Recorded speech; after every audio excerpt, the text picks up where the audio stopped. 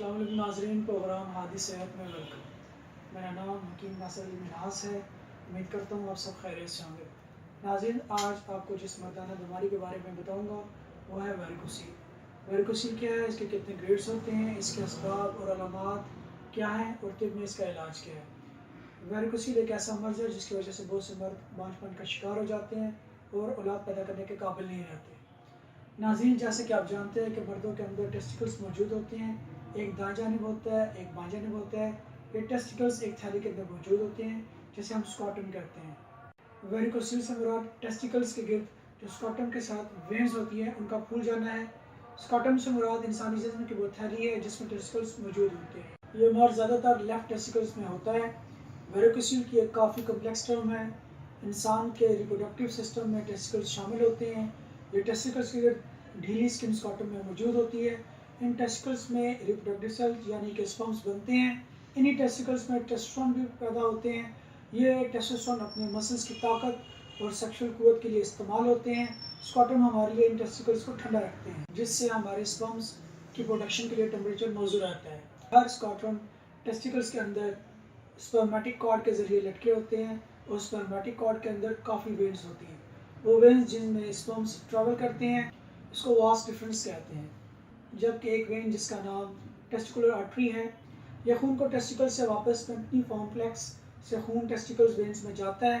Veins में one way valve sales होते हैं जो कि खून को वापस टेस्टिकल्स में जाने से रोकते हैं। जब टेस्टिकल वेन्स में मौजूद ये वॉल्व डैमेज हो जाते हैं, ये काम सही तरह अंजाम नहीं दे पाते जिसकी वजह से खून वापस टेस्टिकल्स को जाना शुरू हो जाता है। क्योंकि बाएं तरफ की वेन्स दाएं तरफ की वेन्स की निस्बत ज़्यादा सीधी और लंबी होती हैं। खून की इस हरकत की वजह से पेंटनी कॉम्प्लेक्स की वेन्स फूल जाती हैं जिसकी वजह से टेस्टिकल का टेम्परेचर बढ़ जाता है। टेस्टिकल्स के लिए स्पर्म की प्रोडक्शन मुश्किल हो जाती है जो कि मर्दाना बांझपन का बाइस बनती है। स्पर्म के अलावा यह टेस्टोस्टेरोन की तादाद को भी कम कर देती है जिसकी वजह से आप कई सेक्सुअल मसाइल का शिकार हो जाते हैं। वेरिकोसील स्पर्म की तादाद और मिकदार दोनों पर असर करता है। टेस्टिकल्स को एक खास मकसद के तहत जिस्म से बाहर रखा गया है क्योंकि इंसानी जिस्म का दर्जा हरारत ज़्यादा होता है जबकि इसके मुकाबले में टेस्टिकल का दर्जा हरारत बाकी जिस्म से 1 से 2 सेंटीग्रेड कम होता है। नाज़रीन, आप बात करते हैं वेरिकोसील के ग्रेड्स के बारे में।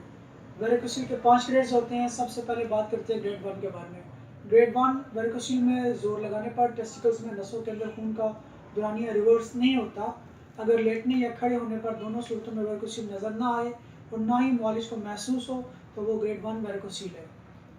ग्रेड 2 अगर लेटने पर वेरिकोसील महसूस नहीं होता और खड़े होने पर वेरिकोसील महसूस होता हो तो वो ग्रेड 2 है। ग्रेड 3 अगर लेटने और खड़े होने दोनों सूरतों में वेरिकोसील महसूस हो तो वो ग्रेड 3 है। अगर वेरिकोसील की वेन्स में सोजन है, अगर लेटने या खड़े होने पर दोनों सूरतों में वेरिकोसील की जो वेन्स हैं अगर इनका डायमीटर 2 mm से ऊपर है वो वेरिकोसील ग्रेड 3 या 4 है। अगर वेरिकोसील में जोर लगाने पर टेस्टिकल में नसों के अंदर खून का दौरानिया रिवर्स होता है तो ये हायर वेरिकोसील के ग्रेड 3 या 4 में चला जाता है। ग्रेड 4 अगर लेटने और खड़े होने पर दोनों वेन्स नज़र आती हैं और हाथ लगाने पर महसूस होती हैं तो वो ग्रेड 4 है। ग्रेड 5 अगर टेस्टिकल का साइज छोटा हो गया तो इसको ग्रेड 5 कहा जाता है। ऐसी किसी भी सूरत में फ़ौरन अपने स्पर्म का टेस्ट करवाएं या फिर टेस्टोस्टेरोन लेवल चेक करवाएं। वेरिकोसील की मंदरजा झैल अलामात हैं टेस्टिकल्स में दर्द होना, टेस्टिकल्स में चुभन का होना, टेस्टिकल्स की थैली के नज़दीक सोजन, स्क्रॉटम के अंदर वेन्स का फूल जाना, टेस्टिकल्स का सिकुड़ जाना। इस बीमारी में खुसरे के ऊपर एक उभार सा मालूम होता है जो नीचे से खुला हुआ और ऊपर से तंग और गिरादार होता है। मरीज़ चिड़चिड़ापन का शिकार हो जाता है, मरीज़ डिप्रेशन में चला जाता है। वह नाज़रीन, आप वेरिकोसील के असबाब के बारे में बात करते हैं। 15 से 30 साल के दरमियान मर्दों को वेरिकोसील होने के इम्कान ज़्यादा होते हैं। जो मर्द ज़्यादा वज़न उठाते हैं उनको ये मर्ज ज़्यादा होता है। ज़्यादा वज़न उठाने से बाईजानिब की टेस्टिकल की वेन्स पर ज़्यादा इफेक्ट होता है। गुर्दे की खराबी, मैदे की खराबी, कब्ज़, बवासीर, खून का गाढ़ापन या खून में कोलेस्ट्रॉल का बढ़ जाना, तम्बाकू नोशी, सिगरेट नोशी, शराब नोशी। ऐसे लोग जिनको मोटापे की बीमारी होती है उनको ये मर्ज हो सकता है। वो लोग जो जिगर के किसी मर्ज में मुब्तला हो उनको भी ये बीमारी हो सकती है। नाज़रीन, वेरिकोसील की वजह से लो स्पर्म काउंट भी डेवलप हो जाता है। इस वजह से ओलिगोस्पर्मिया डेवलप हो सकता है और बाज़ औक़ात ऐसा भी होता है कि ज़ीरो स्पर्म काउंट यानी कि एज़ोस्पर्मिया भी डेवलप हो जाए। नाज़रीन, मैं आपको ये कहना चाहूँगा कि इनमें वेरिकोसील का तरीका इलाज नहायत मौसर और पुरअसर है जो कि वेरिकोसील को मुकम्मल ख़त्मा कर देता है। कुदरती तरीका इलाज ही ऐसा इलाज है जिसके रिजल्ट मुस्तकिल हैं।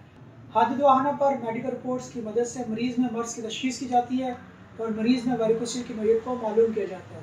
हादी दवाखाना पर बगैर ऑपरेशन वेरिकोसील का 100% इलाज मुमकिन है। हादी दवाखाना पर वेरिकोसील के असल असबाब को नज़र रखकर इसका इलाज किया जाता है।